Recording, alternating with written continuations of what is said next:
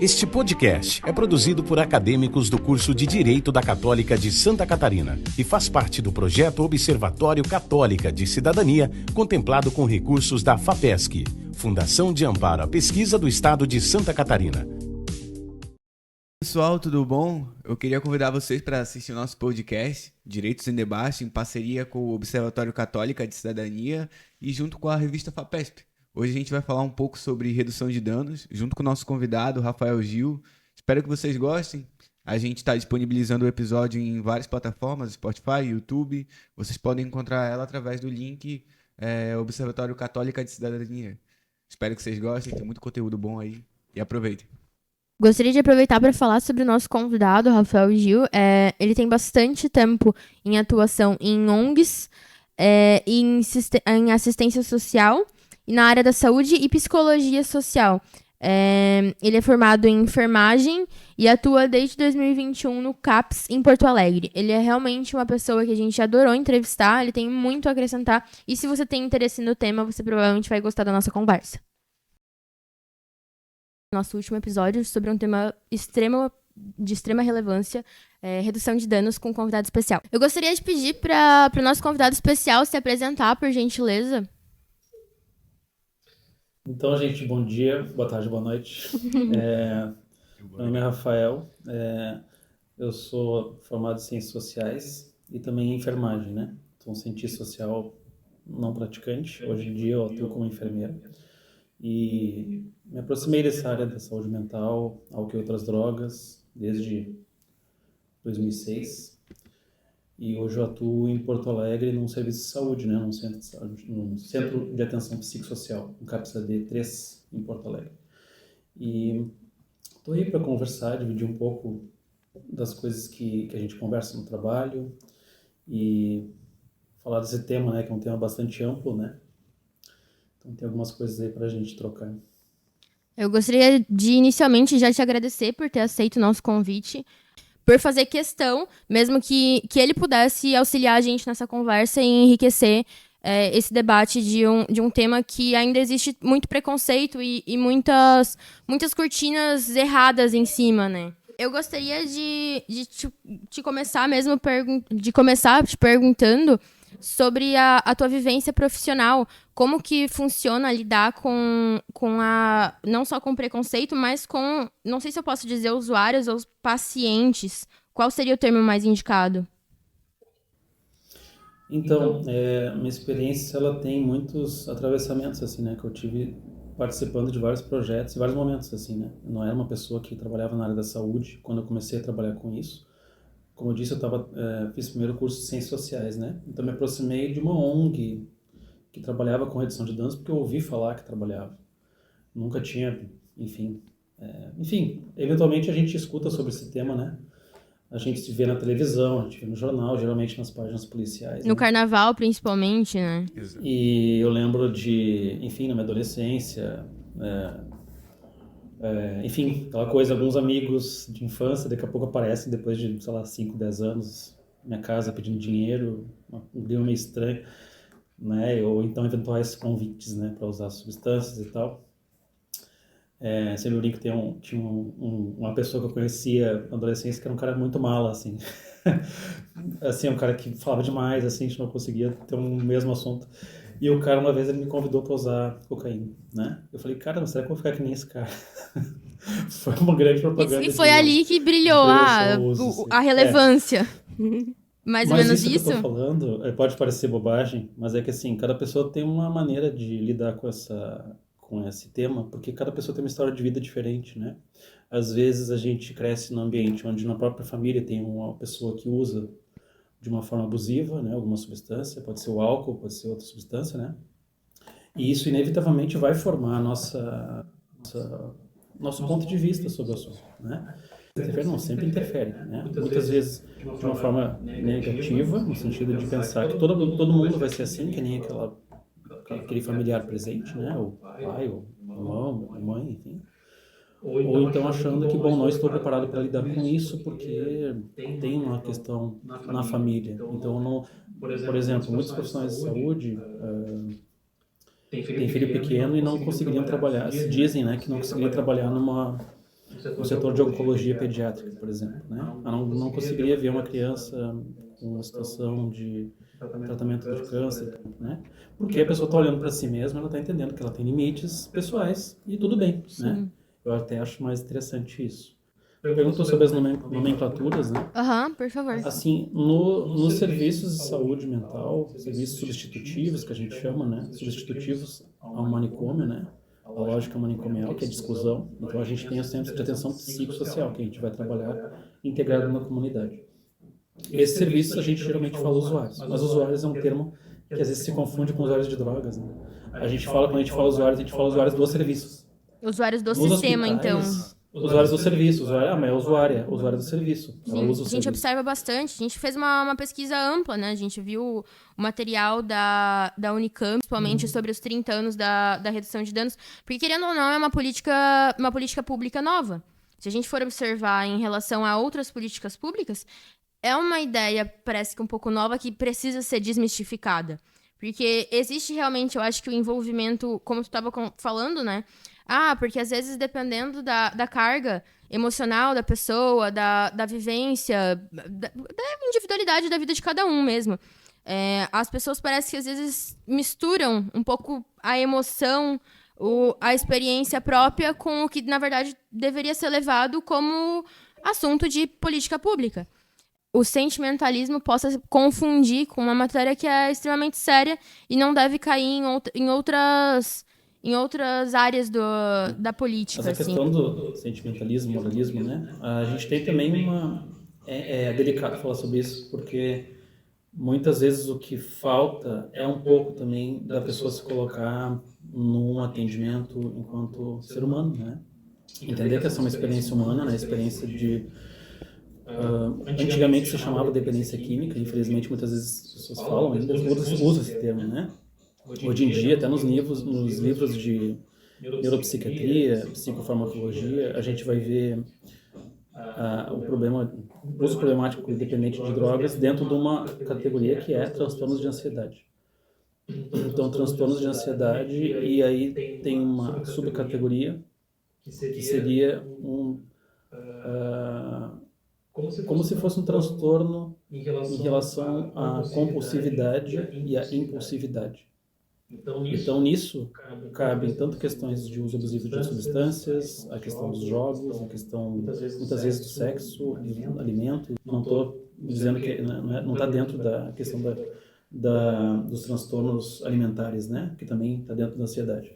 Mas, assim, tu tem uma questão que é como lidar com a compulsividade e impulsividade.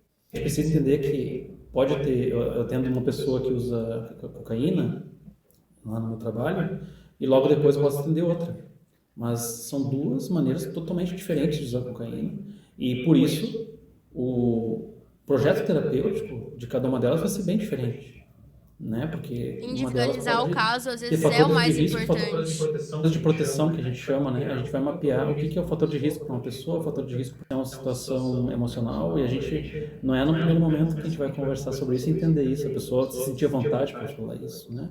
Tu trouxe uma reflexão realmente maravilhosa, porque eu acho que a grande parte de que não consegue compreender que, na verdade, é algo, sim, para minimizar os danos a longo prazo, porque a redução de danos, o que a gente muito vê, eu acho que é o estigma criado, principalmente em cima de, assim... como eu te falei, eu vi muita enxurrada, assim, de matérias sobre o carnaval. Porque a prefeitura distribuiu folhetos e tá incentivando o uso de crack, drogas. tá distribuindo seringa, tá fazendo isso, tá fazendo aquilo, como se fosse algo muito problemático, quando, na verdade, a prefeitura tá tentando cuidar de algo que vai acontecer provavelmente de qualquer maneira. E essas pessoas, a gente chegou a conversar sobre esse tema algumas vezes antes de fato falar, vamos gravar um episódio sobre. E aí a gente falando assim, nossa, olha só isso aqui que eu achei. E era basicamente falta das pessoas de entenderem que não estavam tão distantes assim. Que, você provavelmente... Aliás, você com certeza, mas qualquer um de nós provavelmente já conheceu alguém que usou alguma substância ilícita e talvez tenha tido problema com dependência. Eu, pelo menos, conheço alguns casos, né? E quando a gente cria, eu acho que alguma afeição por essa pessoa, também fica um pouco mais fácil de entender que qualquer um tá propenso a isso, porque todos nós somos humanos e estamos nessa experiência, né, de provar coisas e descobrir novas coisas a serem feitas, a serem usadas, novos hábitos também a serem criados. Eu gostaria de te perguntar como funciona na prática a abordagem de minimizar os danos. Tá, existem duas maneiras diferentes de entender esse termo redução de danos, né? Eu acho que tem uma maneira mais quantitativa, no sentido assim de a gente pensar que existem os danos, então a gente vai fazer alguma coisa e vai reduzir esses danos, no sentido matemático, né? Uhum. Essa pessoa, vamos supor, um exemplo meio, enfim, didático, para tentar sentir. Se a pessoa tem 100%, a gente vai tentar reduzir em 20% os danos. Como se fosse possível usar o corpo humano, assim, e entender que aquilo ali é uma coisa só biológica, né? Então a gente pode pensar, cocaína tem, cocaína ou crack, né? Tem um dano tal e tal, então a gente vai fazer tal e tal coisa, que vai reduzir o dano aqui no fígado, no rim, etc. Isso não é totalmente errado, né? A gente pensa, por exemplo, no álcool, que é o principal problema de saúde pública, né, que a gente enfrenta em termos de drogas, é o álcool, né? Não é o crack, não é a cocaína, não é a maconha. Tem essa parcela da população que teve uma experimentação de uso, apenas 20%, 15% desenvolve um uso dependente ou problemático. Gostaria de corrigir o que eu citei no início do nosso podcast. O material que a gente que eu, na verdade, estou observando é da Universidade Federal de São Paulo. A gente consultou alguns materiais, mas eu vou citar, na verdade, dois gráficos que eles postaram nesse material dos 30 anos de comemoração da redução de danos, falando sobre a situação da moradia dos usuários de crack. A gente pode observar no primeiro gráfico, a gente disponibiliza isso no nosso Instagram. Vou falar sobre as capitais, né? 47% nos últimos 30 dias situação de rua. Então, assim, essas pessoas moram na rua, realmente. 14% moradia alugada ou de amigos. 30% moradia própria ou da família. E outros 9% em abrigos, hotéis, etc. Aí, no gráfico 2, em cidades menores, a gente consegue observar que 50% é moradia própria ou da família. 22% em situação de rua, 25% em moradia alugada ou de amigos e outros 3% em abrigos, hotéis.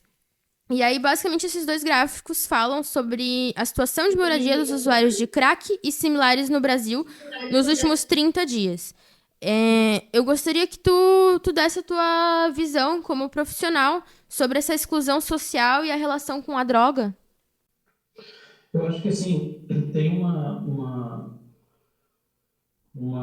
questão que muitas vezes as pessoas que estão em situação de rua, elas estão expostas a tudo, né? A todos os tipos de violência e tal, e também, inclusive, a exposição moral, né? Então, se a gente vê uma pessoa que está usando na rua, na verdade, a gente só vai ver, né, a maior parte das pessoas, da população, só vai ver uma situação de cena de uso de substância ilícita quando a pessoa está usando na rua, né? Então, o uso da substância não está exatamente ligado, então, a ela estar na rua. É que pode estar também, porque isso tudo é um fator de risco. Agora, o que eu quero dizer, assim, muitas pessoas talvez conheçam, e assim, eu também atendo muitas pessoas ali, jovens e tal, que começam num padrão de uso abusivo, de crack, e olha, a família tenta ajudar, mas chega um momento que a família tem também seu limite, no sentido de, olha só, cara, você estava pegando, porque é a questão do que a gente estava conversando antes, com dificuldade no controle de impulso. Uma pessoa está com um uso assim que ela começa a vender os seus próprios pertences pessoais, daqui a pouco ela começa a usar pertences de outras pessoas para vender, começa a fazer dívidas, começa a colocar em risco a si mesma e as pessoas que convivem com elas. O próprio Estado prevê, fazendo um link aqui com o jurídico na Constituição Federal, no artigo 196, ela fala que a saúde e meios de adoções de novas políticas públicas são prioridade do Estado, é dever do Estado. Então, Então, no caso, seria uma falha do Estado, essas pessoas em situações de rua, sem a saúde devida, é uma falha Talvez do Estado. a falta do assistencialismo ali após os 18 anos, né? A Exatamente. negligência, talvez, com a vida. Porque, assim, o que muda de uma pessoa de 17 para 18 anos e 6 meses? A pessoa nem tem como se sustentar, ela sai do abrigo ali, digamos que para viver o mundo e não tem mais nada ali. Fora que as oportunidades que vão ser ofertadas a ela também provavelmente serão muito menores, né? Exato, ela não vai ter um pé de igualdade com uma pessoa ali, digamos que no convívio normal, comum. Agora sim, tem muitas pessoas que vão criticar, né, essa postura do Estado que garante direitos, né? São pessoas que não conhecem a história do Brasil, né? Tem uma população que tiveram seus direitos negados, gerações inteiras tiveram seus direitos negados, né? O Brasil é um país que é fundamentado em violências, né? Você falou agora de muita gente que teve seus direitos negados. Tem aquele caso muito famoso do hospício de Barbacenas, o Hospital Psiquiátrico de Barbacenas. Esse é o exemplo perfeito para... É esse aquele citado do... Como é que é? O Holocausto Brasileiro? Isso, o Holocausto Brasileiro. Tem um livro, né? Depois que é feito um documentário. Eu assisti alguns teasers do documentário. E tem um depois que foi feito um pouco depois, alguns anos depois, entrevistando as pessoas que participaram. Né? Eu li os dois. Pra quem... Eu vou falar pro pessoal de casa, mas pra quem não tem conhecimento desse caso, era tão desumano, mas tão desumano, que as pessoas chegavam a capturar ratos, assim, nos corredores do prédio, porque elas basicamente foram largadas em pura crueldade e precisavam, de alguma forma, se alimentar, sobreviver. Então, assim, tem aqui um distúrbio psiquiátrico, na época não era provavelmente nem chamado assim, e a gente vai armazenar essas pessoas e isolar. Então, assim, uma abordagem completamente exclusiva. Sim, vou esconder, vou limpar a sociedade, né? Eu não posso manter ela na sociedade, então eu vou guardar ela em algum lugar. Tinha muitos casos. E como guarda, tanto faz, porque essa pessoa não... É como se você basicamente tirasse a humanidade, né? Aquela coisa do quase que não tem alma. Exato. E o Estado... E isso tem uma justificativa, entre aspas, científica por trás, né? A pessoa vai se embasar numa... Isso é muito maluco, né? Tu vai ter ali, naquela época, médicos dizendo que sim, que as pessoas não têm cura, as pessoas são assim mesmo, e tal. Mas aí quando o documentário vai lá, ele vai pesquisar que tem pessoas ali dentro que elas ficaram em sofrimento psíquico intenso depois de entrar.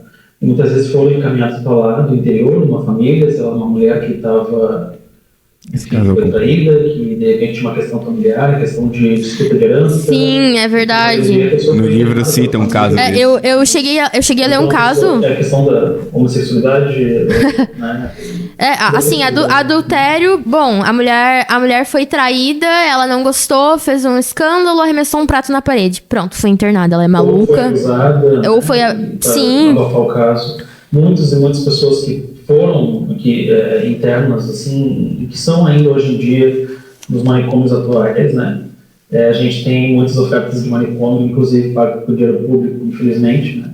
A gente tem as comunidades terapêuticas hoje em dia, que são espaços que não recebem vistoria, muitas vezes também oferecem comida podre e se utilizam do trabalho das pessoas que estão ali sem nenhuma outra alternativa, muitas vezes, de conseguir fazer algum vínculo. A gente estava falando, né, pessoas que não têm vínculo familiar, não têm vínculo afetivo, muitas vezes vão procurar esses espaços, porque ali elas vão ter o de dormir, o que comer, e vai ter um lastro ali, às vezes, religioso e tal. Como estudantes e parte dessa sociedade, qual postura seria mais correta a gente adotar para apoiar, de fato, que exista assistencialismo, que exista políticas públicas que façam essa ressocialização, que a gente não fique perdendo gente, né? Eu não sei se seria legal usar esse termo, mas é como se as pessoas estivessem vivas, mas, querendo ou não, excluídas de uma sociedade. Sim, isso acho que está em todas as áreas da discussão de coisa. A gente está falando agora de situação de rua, mas quando a gente fala assim, pessoas que cumpriram o doutorado. Tem muitas pessoas que falam da mistério, né? No Brasil, pessoas que têm doutorado, e isso não é reconhecido no mercado de trabalho, por exemplo. Então, a gente tem uma grande dificuldade de valorizar o ensino, né? Mas eu acho que, assim, Hoje em dia, simplesmente ter um respeito ao debate já é uma coisa, já é uma grande contribuição, né? Porque hoje em dia a gente tem uma abordagem, talvez abrir essa conversa mais vezes. Assim, e tentar desconfiar das verdades muito simples, muito fáceis, das explicações fáceis demais. E tentar entender que tem uma pessoa falando algo, uma pessoa que estudou aquilo, né? Muitas vezes se choca com um pressuposto moral nosso, uma crença nossa, não é que aquela pessoa esteja contra a nossa crença. Às vezes a nossa crença não está um pouco fundamentada nisso. Muito obrigado, gente. Muito obrigada, me despeço de ti. Obrigada pela tua presença e boa semana. Boa semana pra vocês aí. Queria te agradecer por ter acompanhado a gente até aqui. O nosso episódio sobre políticas públicas, no caso, foi sobre redução de danos com o convidado especial Rafael Gil. Se você acompanhou até aqui, muito obrigada. Deixe sua opinião nos comentários. Vote nas enquetes que a gente criar no Spotify. Acompanhe a gente também no YouTube, Observatório Católica de Cidadania. No Instagram também, Observatório Católica de Cidadania. Peço para que vocês sigam em ambas as plataformas, porque super ajuda o projeto.